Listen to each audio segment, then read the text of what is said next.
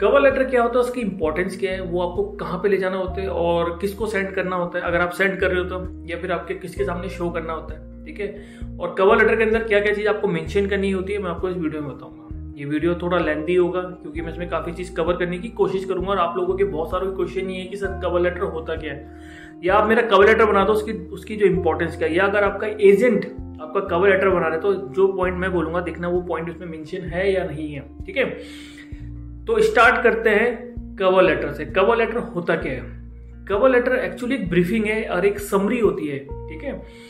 वो cover letter ये show करने के लिए होता है कि आपके पास जो डॉक्यूमेंट्स हैं उसमें आपने क्या क्या अटैच किया है, ठीक है। उसमें थोड़ी थोड़ी इंफॉर्मेशन आप हर चीज की देते हो, ठीक है। लेट्स एग्जांपल, अगर मैं पॉइंट नंबर 1 बोलूं तो हम पर्सनल इंफॉर्मेशन से शुरू करते हैं। तो पर्सनल जो इंफॉर्मेशन है उसमें क्या क्या चीज आ सकती है, आपका नाम, ठीक है, आपकी डेट ऑफ बर्थ आ सकती है उसमें, ठीक है, आपका घर का एड्रेस आ सकता है उसमें, राइट। तो ये कुछ पॉइंट है जो डिफरेंशिएट करते हैं बहुत सारी चीजों को, जो कि इंपॉर्टेंट है।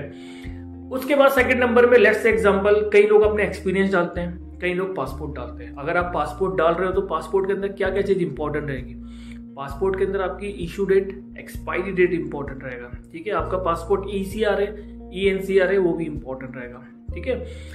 उसके बाद आपकी थर्ड चीज क्या हो सकती है, आपका एक्सपीरियंस लेटर।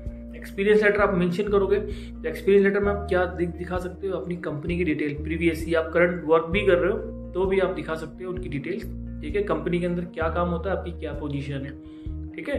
तो आपको समझ आया मैं कवर लेटर के बारे में जो आपको बता रहा हूँ, जो उसमें आपको डिटेल देनी है, ठीक है, वो आपको कैसे कैसे देनी है, उसके अंदर क्या क्या इंपॉर्टेंट पॉइंट आप लिख सकते हो, ठीक है। उसके बाद आता है आपका सैलरी सर्टिफिकेट। सैलरी सर्टिफिकेट भी आप मेंशन कर सकते हो, ठीक है, कि मेरे पास सैलरी सर्टिफिकेट भी है। तो उसके आगे आपने हल्का सा लिखना है कि मेरी एनुअल सैलरी जो है 5 लाख है, 6 लाख है, 12 लाख है या 20 लाख है, जो भी आपकी एनुअल सैलरी रहेगा उसमें, ठीक है। उसके बाद आप उसमें ये भी मेंशन कर सकते हो जो आपके जो डॉक्यूमेंट्स जो आपने लिस्टेड किए हैं, आपने अपनी एम्प्लॉय की डिटेल आपने डाली है, ठीक है। एम्प्लॉय की डिटेल कहने का मतलब आपकी कंपनी की डिटेल, जहां आप जा रहे हो, ठीक है। ये प्रीवियस तो मैंने आपको बताया जहां काम कर रहे हो करंटली, लेकिन आप जहां जा रहे हो पोलैंड में उसकी डिटेल, वो कंपनी क्या है, ठीक है, और उसकी जो कितनी ब्रांचेस हैं और वो क्या काम करती है, लाइक उनका प्रोडक्शन किस चीज़ का है, ठीक है, वेयर हाउस किस चीज़ का है, ये आपको मालूम होना चाहिए। दूसरा और ये हो सकता है कि आपकी कॉन्ट्रैक्ट डिटेल्स में क्या होगा, आपका कॉन्ट्रैक्ट कब शुरू है, कब खत्म है, उसका जॉब रोल क्या है आपका उसके अंदर, ठीक है, सैलरी कितना है, ये चीज़ आपको मालूम होना चाहिए, ठीक है। उसके बाद आपकी फ्लाइट की टिकट, PNR, जो टिकट हम एयर टिकट डिटेल्स बोलते हैं, वो आपको मालूम होना चाहिए कि टिकट कहाँ से कहाँ जाएगी, कौन सी सिटी से, वाया आप कहाँ से होके जा रहे हो, कहीं आपका स्टे है या नहीं है, ठीक है। उसके बाद आपकी जो कंपनी की NOC, जिस कंपनी में आप काम कर रहे हो, अगर NOC आप लेके जाते हो, दैट्स मीन कि आप करंटली आप वर्किंग हो किसी कंपनी में और वो कंपनी को कोई ऑब्जेक्शन नहीं है आपके जाने का, आप पोलैंड आप जा रहे हो, आपने NOC ले लिया, तो ये बहुत बड़ा प्लस पॉइंट होता है, ठीक है। और चीज क्या हो सकता है इसमें, आपकी अचीवमेंट्स। सपोज आपने कोई अच्छा काम किया, आपके पास सर्टिफिकेट है, आपका कोई पॉजिटिव पॉइंट है, या आपको स्टार ऑफ द मंथ मिला है, या फिर एम्प्लॉय ऑफ द मंथ मिला है, ईयर मिला है, या फिर आपकी सैलरी इंक्रीमेंट हुई, आपकी पोजीशन बहुत जल्दी आपने डेवलप की है, तो आपको अपना प्लस पॉइंट भी उसमें मेंशन करना पड़ेगा, ठीक है। और आपके पास क्या हो सकती है, कंपनी डिटेल्स, मैंने आपको बता दिया, आपको कंपनी की डिटेल्स भी लेके जाना है, ठीक है। उसके बाद कॉन्टैक्ट डिटेल होगी, और आपकी अचीवमेंट आपने बता दी, फ्लाइट टिकट हो गई, NOC होगी, सैलरी सर्टिफिकेट हो गया, ठीक है। उसमें एक चीज और भी आपका, ये उसको बोलते हैं प्रूफ ऑफ फंड, ठीक है। प्रूफ ऑफ फंड कहने का मतलब है आपकी जो बैंक की स्टेटमेंट है, आप वो लेके जा सकते हो। अच्छा, बहुत सारे लोग मुझे पूछते हैं कि सर मैं कितना बैंक स्टेटमेंट दिखाऊं।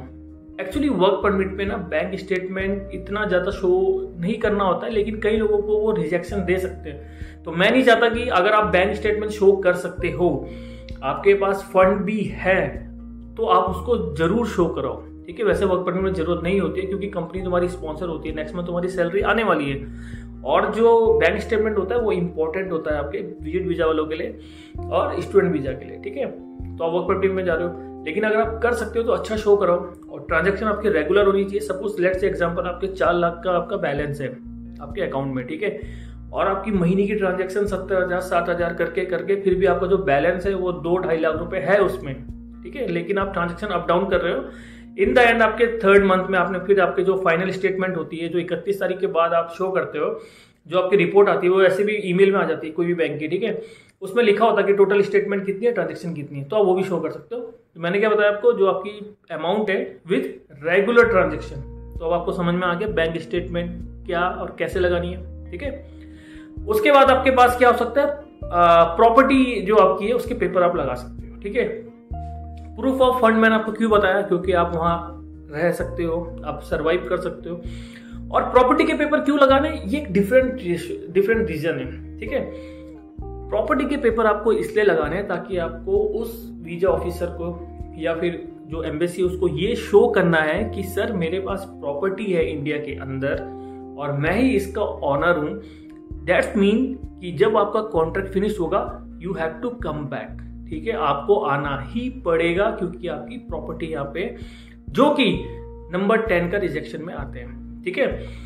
अब मैं आपको इसके बाद आपने प्रूफ ऑफ फंड हो गया। प्रूफ ऑफ फंड मतलब आप हेल्दी हो, वेल्दी हो, आप जो है अपना एक खर्चा उठा सकते हो। प्रॉपर्टी में ये हो गया कि आप प्रॉपर्टी के ऑनर हो, आपको कम बैक करना ही पड़ेगा अपनी होम कंट्री में, ठीक है।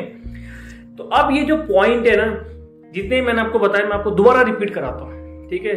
ये एक ब्रीफिंग भी हो जाएगी वीडियो की। सबसे पहले आपका पर्सनल इंफॉर्मेशन आ गया, उसके बाद आपका एजुकेशन सर्टिफिकेट्स आ गए। एजुकेशन सर्टिफिकेट भी बहुत इंपॉर्टेंट है। एजुकेशन में आपके जो भी सर्टिफिकेट्स है वो पक्का आप लगाओ, ठीक है। और एक सबसे मेन चीज ये है कि जब आप डॉक्यूमेंट लगा रहे हो ना, तो उसको अगर आपने ओरिजिनल डॉक्यूमेंट लिखे हैं तो आपको क्या लिखना पड़ेगा, education certificate original, passport original. अगर कॉपी लगा रहे हो तो education certificate copy, passport copy, ये आपको मेंशन करना पड़ेगा, ठीक है। ये इजी हो जाएगा वीजा ऑफिसर और एम्बेसी को जानने के लिए कि भाई इसके पास क्या क्या चीजें हैं, ठीक है। उसके बाद आपका एक्सपीरियंस लेटर मैंने ऑलरेडी मेंशन कर दिया, सैलरी सर्टिफिकेट मैंने ऑलरेडी मेंशन कर दिया, प्रूफ ऑफ फंड, ठीक है, आपका प्रॉपर्टी। और प्रॉपर्टी में सबसे इंपॉर्टेंट चीज की कि ऑनर आप ही होने चाहिए, ठीक है, याद रखना, प्रॉपर्टी आपके नाम की होनी चाहिए, ठीक है। उसके बाद आपका जो है पासपोर्ट डिटेल्स आ गई, जो एक्सपायरी है, ECR पासपोर्ट है आपका, नॉन ECR है, ठीक है।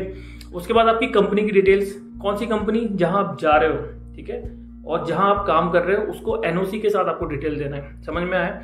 NOC का मतलब होता है नो ऑब्जेक्शन सर्टिफिकेट। इसका मतलब ये होता है कि कंपनी आपको अलाउ कर रही है, जहां आप करंटली काम कर रहे हो वो अलाउ कर रही है कि आप यहां से जा सकते हो, हमें कोई ऑब्जेक्शन नहीं है। ये सर्टिफिकेट भी बहुत इंपॉर्टेंट होता है, ठीक है। कई लोग उसको लेके नहीं जाते, बट लेके जाओगे तो आपकी प्रोफाइल बहुत स्ट्रांग बनेगी, ठीक है। उसके बाद आपकी फ्लाइट की टिकट, फ्लाइट आपकी कहाँ जा रही है, कहाँ से होके जा रही है, उसका स्टे कितना है, डायरेक्ट फ्लाइट है या फिर आप कितने बजे दिल्ली से निकलोगे, पोलैंड की कौन सी सिटी में आप लैंड कर रहे हो, ठीक है, कैपिटल में जा रहे हो वर्सा में या कहीं और जा रहे हो, ये आपको मालूम होना चाहिए, ठीक है।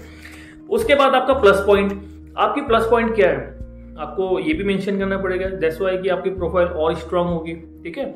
उसके बाद आपकी अचीवमेंट, अचीवमेंट कहने का मतलब है आपने क्या चीज अचीव करी अपनी लाइफ में। मैंने ऑलरेडी इसके बारे में बता चुका हूँ पहले, ठीक है। अचीवमेंट में आपकी कुछ सर्टिफिकेशन है, स्टार ऑफ द मंथ, या फिर आपको कुछ अच्छी चीज मिली हो, सर्टिफिकेट भी आप अटैच कर सकते हो, ठीक है। उसके बाद आपकी कॉन्ट्रैक्ट डिटेल, कॉन्ट्रैक्ट डिटेल कहने का मतलब है आपका कॉन्ट्रैक्ट कब शुरू होगा, कॉन्ट्रैक्ट कब फिनिश होगा, ठीक है।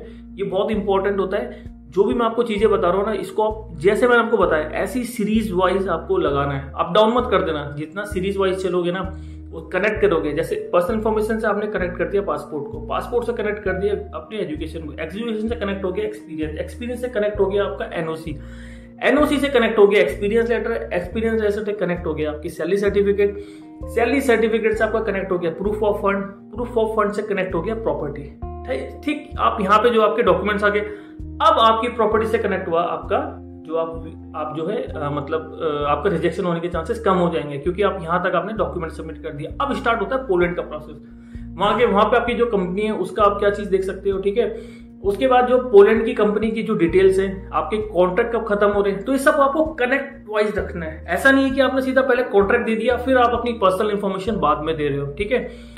तो ये भी रीजन होता है, आपको सीरियल वाइज डॉक्यूमेंट को अरेंज करना है, सीरियल वाइज जो है अपने डॉक्यूमेंट को लगाना है। और जो भी मैंने आपको पॉइंट बोले हैं इस वीडियो के अंदर, मैं बता रहा हूं आपको, अगर आप सारे पॉइंट लिख लोगे ना, मैं आपको 100% बोल रहा हूं, आपकी कवरिंग लेटर बहुत स्ट्रांग हो जाएगा। और यही कवरिंग लेटर बनाने के लोग पैसे लेते हैं, ठीक है। जो मैं आपको फ्री में ये वीडियो दे रहा हूँ, इन्फॉर्मेशन दे रहा हूँ, ये बनाने के लोग पैसे लेते हैं, ठीक है, बहुत सारे एजेंट। तो ये वीडियो मैंने आप तक पहुंचा दी है। ऑब्वियसली अगर आप कहीं से काम करोगे वो चार्जेस लेगा, ठीक है, बट मैंने आपको बता दिया कि ये चीज अगर मेंशन नहीं है आपके ऑफर लेटर के अंदर, या फिर आपके जो ये ऑफर लेटर या आपका जो HP लेटर मेंशन नहीं किया है उसने कवरिंग लेटर के अंदर, तो आप उसको बोल सकते हो कि सर ये चीज मेरे पास है मेरे पास सैलरी सर्टिफिकेट भी है, मेरे पास NOC भी है, तो प्लीज़ आप मेरा कवरिंग लेटर में ये चीज़ मेंशन कर दो। और सबसे इम्पॉर्टेंट चीज़, जो आपका कवरिंग लेटर होता है वो आप 1.5 यानी 1.5 पेज का बनाओ, ठीक है। वो लेंदी बनाने की जरूरत नहीं है, बस आप जो है लिस्टेड डालो, छोटा छोटा डालो उसके अंदर, जो मैंने आपको बताया छोटे डिटेल डालो, आपका 1.5 पेज में कवर हो जाएगा। मैक्सिमम 2 पेज लेके चलो, ठीक है। इतने में आज खत्म कर दो अपना कवरिंग लेटर को। और यही कवरिंग लेटर के डॉक्यूमेंट आपको एम्बेसी में ले जाने हैं जब आपका इंटरव्यू होगा। समझ रहे हो, कई लोगों के इंटरव्यू नहीं हो रहे एम्बेसी में, तो वो क्या, वो वेट कर रहे हैं कि जब वीजा ऑफिसर आएगा तब मैं डॉक्यूमेंट दिखाऊंगा, और कवरिंग लेटर वो भेज रहे हैं एम्बेसी को, तो रिजेक्शन तो आएगी ना भाई। तो ये चीज आपको दोनों जगह काम करेगी, ठीक है। और कई लोग मेरे से ये भी पूछते हैं कि सर मेरा ऑफर लेटर आ गया तो मेरा वर्क परमिट कब आएगा, वर्क परमिट आ गया तो अपॉइंटमेंट कहाँ पे आएगी, ठीक है। देखो ये सारी चीज जो आप मेरे से पूछते हो, एक्चुअली ये आपको एजेंट को ज्यादा अच्छा पता होगा, ठीक है, क्योंकि हर डिफरेंट जो कंपनी है उसका काम करने का तरीका अलग होता है। लेकिन हाँ, जो एम्बेसी है उसका वो एक गवर्नमेंट है, ठीक है। गवर्नमेंट, जैसे मैंने पिछले वाले वीडियो में बताया, जो आपका PR है, TRC है, वो सब कुछ गवर्नमेंट चेंज कर सकती है। एम्बेसी चाहे तो 1 हफ्ते में आपको बुला सकती है, नहीं तो आपको 6 महीने भी लग जाएंगे, ठीक है। वो गवर्नमेंट का काम होता है। देखो मैं जो वीडियो बनाता हूँ, मैं जो आपके हाथ में जो चीज है ना, जो आप कर सकते हो स्ट्रांगली अपने साइड से, मैं आपको स्ट्रांग करने के लिए वीडियो बनाता हूँ, ठीक है। बाकी जो गवर्नमेंट की पॉलिसीज है उसमें तो हम कुछ इंटरफेयर कर नहीं सकते, ठीक है। वो गवर्नमेंट के ऊपर है, वो चाहे तो PR रोक दे पोलैंड की, या फिर वो TRC कार्ड ही ब्लॉक कर दे कि नहीं हम TRC कार्ड देंगे ही नहीं, अब हमारे पास ऑलरेडी बहुत सारे TRC वाले बंदे हैं पोलैंड के अंदर, या फिर वो बोलेंगे हमें PR वाले चाहिए नहीं है, पोलैंड की बहुत पॉपुलेशन होगी। वो डिपेंड करता है गवर्नमेंट के ऊपर, ठीक है। या वो TRC कार्ड को 5 साल का बना दे, ठीक है। वो बोले एक TRC कार्ड लो 5 साल का, सीधा उसके बाद PR अप्लाई करो, ये भी रूल हो सकता है। मैं जस्ट आपको एग्जांपल दे रहा हूँ कि ये भी एक सिनेरियो बन सकता है, ठीक है। तो गाइज ये सब कुछ गवर्नमेंट के ऊपर डिपेंड होता है, लेकिन जो चीज आपके हाथ में है उसमें आप केयरफुल रहो, ठीक है। मैं बहुत सारी वीडियोस ऐसे बनाता हूँ, जैसे मैंने अभी कवरिंग लेटर बनाया, ये उन लोगों के काम आएगा जिनको चीज के बारे में मालूम नहीं है, और जो रिजेक्शन लेके बैठे हुए हैं ना, उनको समझ में आएगा कि उनकी रिजेक्शन क्यों आई, क्योंकि उनको नॉलेज नहीं है इन चीजों के बारे में, कवरिंग लेटर की इंपॉर्टेंस क्या होती है, ठीक है। और मैं आपको बता रहा हूँ ये कवरिंग लेटर जो है सिर्फ वर्क वीजा के लिए नहीं, आप विजिट वीजा में जा रहे हो तो भी आप कवरिंग लेटर बना सकते हो। स्टूडेंट वीजा में उसको स्टेटमेंट ऑफ पर्पस बोलते हैं। तो हर चीज का एक अलग अलग तरीका होता है, ठीक है। तो ये जो वीडियो मैंने बनाई है स्पेशली आपके वर्क वीजा के कवरिंग लेटर कैसा होता है उसके ऊपर बना है, ठीक है। तो आई होप गाइज ये वीडियो आपके काम आएगा। मैं फिर बोल रहा हूँ सब्सक्राइब करो। मैंने एक प्लेटफॉर्म ऐसा रेडी किया है जहां मैं आपको एक फ्री में इंफॉर्मेशन देता हूँ, आपको एक नॉलेज बनाता हूँ, और मैं चाहता हूँ लोगों का टाइम पैसा बचे, ठीक है। तो अगर सोशल मीडिया का अगर हम एक सही इस्तेमाल करेंगे, देखो बहुत सारे लोगों की मदद भी हो रही है, मेरे को बहुत सारे कमेंट भी आते हैं, मैसेज भी आते हैं पर्सनल कि सर मेरे को ये चीज करनी होती है, ठीक है, या सर आप मेरा वर्क परमिट अप्लाई कर सकते हो कि नहीं कर सकते हो। देखो वर्क परमिट के लिए मैं एक डिफरेंट बॉडीज आपको जो है रेफर कर सकता हूँ, जो कि काफी अच्छे जेन्युइन एजेंट्स हैं, ठीक है, उनको मैं आपको रेफर कर सकता हूँ। लेकिन हाँ, अगर स्टडी वीजा है, स्टूडेंट वीजा है, विजिट वीजा है, तो मैं आपका 100% काम कर सकता हूँ, ठीक है गाइज। तो ये वीडियो एक हेल्पिंग हैंड वीडियो है, ठीक है, आप लोगों के काम आएगा, ठीक है। आप लोग कहीं भी बैठे हो, इस समय आप कहीं पे भी किसी भी डायरेक्शन में बैठे हो, आप एक वीडियो ऑन करके, यूट्यूब ऑन करके मेरा चैनल देख सकते हो, तो ये आपको बहुत बड़ी नॉलेज मिल जाएगी, ठीक है। तो गाइस ये वीडियो सब्सक्राइब करो, इसको शेयर करो, ठीक है, क्योंकि मैंने बहुत सारे लोगों के साथ फ्रॉड हो रहा है इसके टाइम में, उनको मालूम भी नहीं है कि उनका रिजेक्शन क्यों आ रहे हैं, ठीक है। तो वीडियो शेयर करो, इसको सब्सक्राइब करो। और एक प्लेटफॉर्म मैंने जैसे कि 2-3 वीडियो में अपना बोल चुका है, मैं एक ऐसा प्लेटफॉर्म रेडी कर रहा हूँ जहाँ पे बहुत सारे लोग आएंगे, कमेंट में इकट्ठा होंगे एक दूसरे की। आप उस कमेंट का रिप्लाई मैं नहीं, आप भी कर सकते हो। अगर आपको नॉलेज है, अच्छा नॉलेज है, बाई चांस कोई पूछ रहा है कि सर प्रूफ ऑफ फंड कितना चाहिए, आपने कमेंट देखा, आप भी रिप्लाई कर सकते हो उसमें, ठीक है। तो गाइज आओ एक प्लेटफॉर्म रेडी करते हैं, मैं ऐसी वीडियो बनाता रहूंगा जो आप सबके काम आए, ठीक है, और एक सोसाइटी में हमारा एक कॉन्ट्रीब्यूशन हो सके, ठीक है गाइज। सो उम्मीद करता हूँ ये वीडियो आपके काम आएगा और आपके दोस्तों के फैमिली रिलेटेड किसी के भी काम आ सकता है, ठीक है। तो guys thank you so much, और ऐसी मैं वीडियो बनाता रहूंगा। मेरा नेक्स्ट वीडियो होगा जो भी मेरे को इंपॉर्टेंट लगेगा, जो भी क्वेरीज ज्यादा आएंगी, मैं उसके ऊपर जरूर वीडियो बनाने की कोशिश करूंगा, और आप लोगों को एक सही डायरेक्शन हो, आपका टाइम बचे, पैसा बचे। मैं उम्मीद करता हूँ ये चीज सक्सेसफुल होगी, ये मेरा एक मिशन है, इसलिए मैंने ये चैनल स्टार्ट किया, ठीक है guys. Thank you so much, thank you.